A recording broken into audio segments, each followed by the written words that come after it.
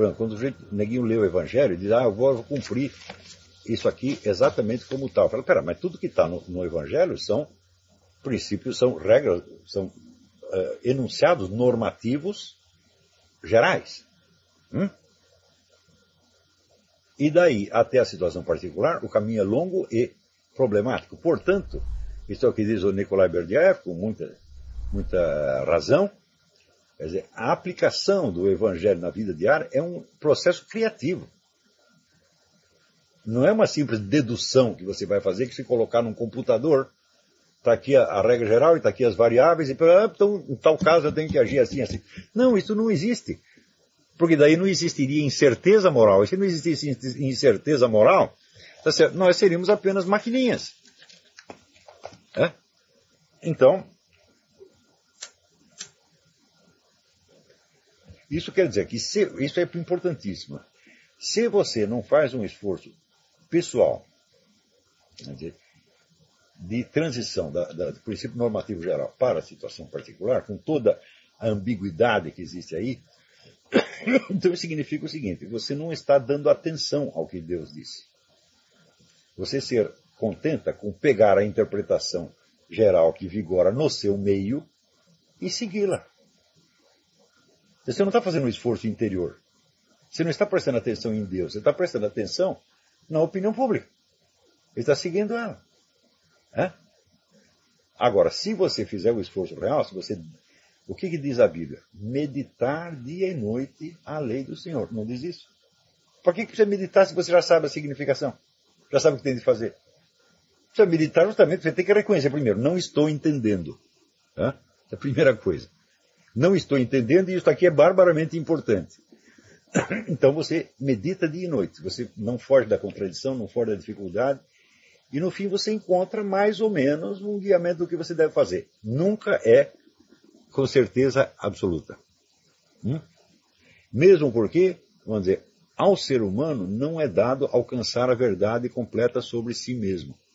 Um certo coeficiente de falsificação e de mentira para si é inextinguível no ser humano. Ele faz parte da natureza humana. Então, por exemplo, quando Kant dizia, não, nós temos que dizer sempre a verdade. Por exemplo, se entra um ladrão na sua casa e pergunta onde você escondeu o dinheiro, você é obrigado a dizer para ele porque você não pode mentir. Claro que isso é uma coisa puramente maquinal e estúpida. Na verdade, uma situação dessa seria enormemente complexa e não tem uma regra para você seguir. Às vezes você deve dizer para ele onde está, às vezes você deve esconder, e só a situação concreta é que dirá para você o que fazer. Portanto, não tem receita. Isso é importante, quer dizer, o Evangelho não é um receituário da conduta moral certa, ela não é isso de jeito nenhum. Ela é algo para ser meditado, onde cada linha tem, vamos dizer, um mistério que tem que ser desvendado por cada indivíduo trabalhosamente em cada situação. Tá certo? Sobre alguma lei geral ou universal, o filósofo então esse caminho geral, caminho no sentido ao particular e concreto, que é a sua experiência própria. E somando a própria experiência de outros, talvez, faz então o caminho inverso, que seria do particular e concreto para o geral universal. É assim mesmo que se faz. Você está continuamente indo do geral ao particular, o geral que você imagina conhecer, porque ele chega a você por uma fórmula simples, seja um dos 10 mandamentos, ou seja, é o E igual a MC2, é alguma fórmula geral, tá certo?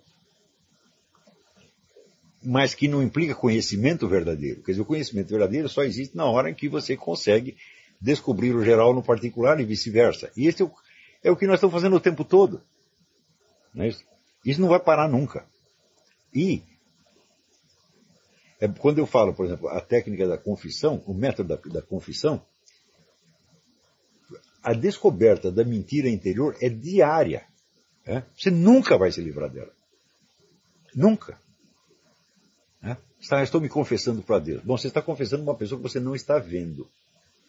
Primeiro já é uma situação de diálogo um pouco estranha. Porque fisicamente falando, você está falando sozinho. Então, então eu já tenho que fazer, vamos dizer, um esforço para, como diz, me colocar na presença de Deus. Bom, mas você está se colocando na presença de Deus ou colocando Deus na sua presença? Esse já é um problema. Então, você nunca vai escapar disso. desta dificuldade. Né? Porque ela é inerente à condição humana. Isso deriva do pecado original. Nós não temos a visão de Deus. Né? Mas Deus interfere, às vezes. E às vezes mostra de uma maneira, assim, fantasticamente evidente que ele está vendo a situação, embora você não o esteja vendo. Né? Eu já tive a experiência milhares de vezes de você orar pedindo uma coisa, a coisa acontece na mesma hora. De como parece que você está falando no telefone, porra. É? E, no entanto, eu não vi ninguém agir. Eu vi a coisa acontecer apenas. Quer dizer, nós conhecemos Deus por seus indícios, pela sua presença. Esta presença, vamos dizer, é o que vai nos indicar depois o sentido daquilo que ele disse no Evangelho. Não é o contrário. É? E você vai ter o Evangelho primeiro e depois você pegar a presença de Deus. Escuta, se Deus estivesse somente no Evangelho, Deus seria um personagem de um livro. Porra. Se ele não está agindo aqui e agora, então ele não é nada, absolutamente nada. É uma coisa mitológica sobre a qual se escreveu. Então é a ação divina que faz você entender o Evangelho. É? Mas você precisa prestar atenção. Nem Jesus Cristo assegura a fé. Se ele quisesse impor a fé a todo mundo, então todo mundo teria fé.